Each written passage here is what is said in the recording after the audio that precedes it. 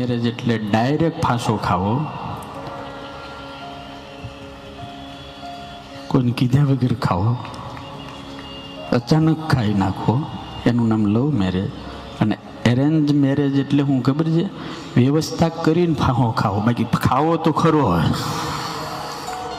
પણ આજનો પ્રેમ કેવો તમને હાવ સાચું કહું, કોલેજ અને સ્કૂલોની અંદર બે જણા ભેગા થઈ જાય, આંખ મળી જાય, તું મુझे देख मैं तुझे देखूं, देखते देखते हो जाए एक.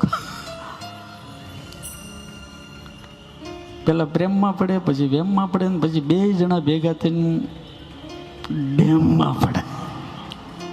સોમવારે હમા મળ્યા, મંગળવારે માયા લાગી, બુધવારે બોલ્યા ચાલ્યા, અને ગુરુવારે ગમી ગયા, શુક્રવારે સોગંદ ખાધા.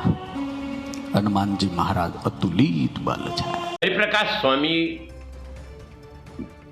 દ્વારા જે વક્તવ્ય આપવામાં આવ્યું તે એકદમ વાહિયાત છે. જેના નામે રોટલા ખાઓ છો ને, તેના જીવન ચરિત્ર પર પણ તમે ડાયરેક્ટ ઇનડાયરેક્ટ ઠેકડી ઉડાડો છો.